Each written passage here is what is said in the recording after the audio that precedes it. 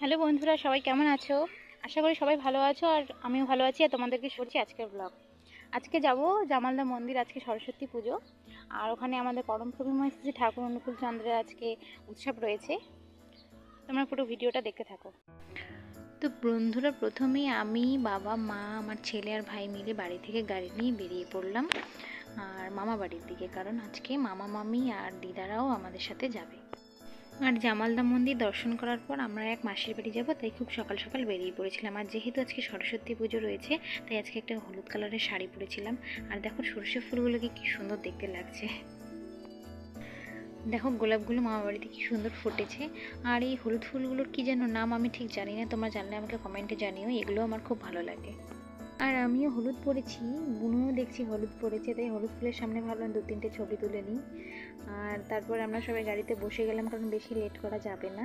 তো আমরা সবাই মিলে বসে গেছি। এদিকে দেখো মা, আমার ছেলে, দিদা, রাজভাই, আমার যিশু ভাই, আর এদিকে বসেছে বাবা, মামি, নুপুর, আর সাথে আমি, সামনে বসেছে মামা। আর এইভাবেই চলছে। তো আমি রাস্তার ভিডিও করিনি, এভাবেই চলতে চলতে আমরা পৌঁছেও গেলাম। আর এই দেখো, এখানে গাড়িটা পার্কিং করা হবে। এখানে মন্দিরের পাশে পার্কিংয়ের জন্য আলাদা জোন করা হয়েছে, তো সেখানে গাড়িটা বাবা ঢোকাচ্ছে। আমি জামালদা মন্দির এসেছি বহু বছর হয়ে গেছে, প্রায় 5 থেকে 6 বছর, কারণ বিয়ের পরে আমার আর আসা হয়নি, বিয়ের পরে এই প্রথম। তো এই যে পথযাত্রা লেখা রয়েছে, এখানেই আমরা গাড়িটা পার্ক করেছিলাম। এর সামনেও আর একটা জায়গা ছিল, তো এখানেই বাবারা করলো, বাবার মামা মিলে। এই দেখো আমার বাবা, মা আর ছেলে অলরেডি নেমে গেছে, সবাই নেমে গেছে। আর সবাই সবার ব্যাগপত্র গুছাচ্ছিল, যেগুলো নিয়ে যাবে আর কি মন্দিরে, আর যেগুলো রাখবে সেগুলো গাড়ির ভিতরেই রেখে দেবে। তো আমরা হাঁটছি, এই সামনেই কয়েকটা পা হাঁটলেই মন্দির। মন্দিরের সামনে অসংখ্য দোকান বসেছিল। এখানে পরম শ্রী ঠাকুরের ফটো সহ আরও অনেক কিছু, বই থেকে শুরু করে অনেক কিছু পাওয়া যাচ্ছিল। সামনে অনেক খাবার দোকানও ছিল। তো মন্দিরের ভিতরে ঢুকতেই একটা ফুলের এত সুন্দর ডিজাইন করা হয়েছিল, এটা অনেক সুন্দর লাগছিল দেখতে। আর এদিকে বড়মার মন্দির, আর সামনে সোজা এটা ঠাকুরের মন্দির রয়েছে। তো আমরা এবার মন্দিরগুলো দর্শন করব একে একে।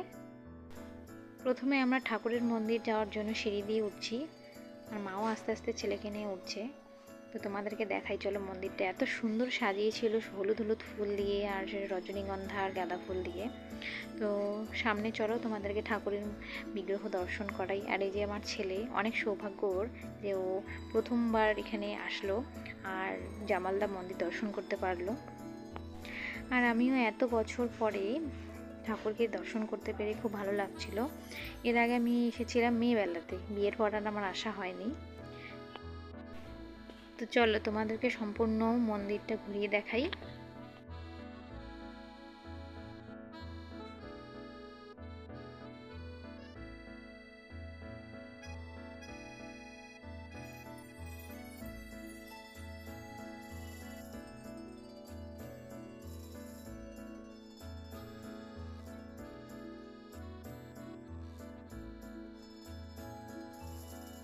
মাও প্রণাম করার সাথে সাথে ছেলেকে একবার প্রণাম করে নিল, সে দেখলেই তোমরা। তারপর আমরা এই মন্দির থেকে বার হয়ে যাব। আর সবাই এসেছিল এখানে, এত ভিড় দেখে ভালোই লাগছিল, এত ভক্তের সমাগম। তো যাই হোক, এই মন্দির থেকে নেমে এই যে সোজা দেখতে পাচ্ছ এই মায়ের মন্দিরে, এবার আমরা বড়মার মন্দিরে চলে যাব। তো এই যে ফাইনালি আমরা বড়মার মন্দিরের সামনে চলে এসেছি। চলো তোমাদেরকে মন্দিরটা ভালো করে দেখাই আর বড়মার বিগ্রহ দেখাই। মন্দিরগুলো যখন দর্শন করছিলাম, কয়েকজন গুরুভাই বলেছিল যে আমি যেন বেশি ফটো বা ভিডিও না করি, হয়তো কোনো কারণ রয়েছে, না হলে তো তারা বলবেন না।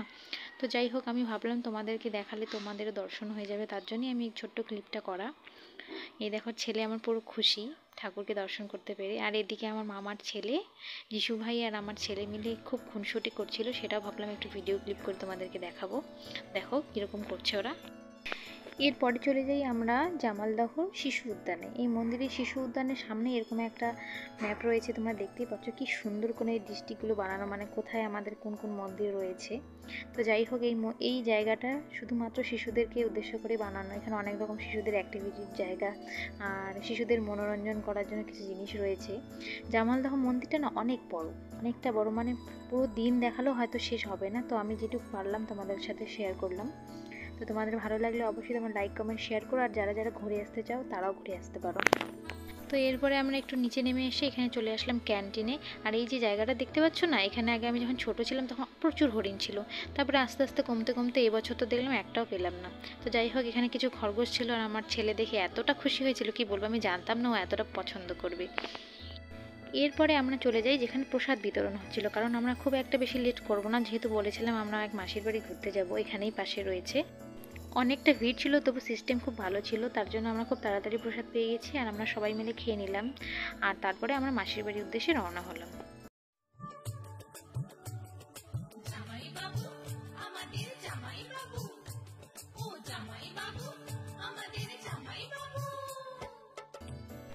কি কেমন লাগছে ছেলেকে? জামাই লাগছে তো?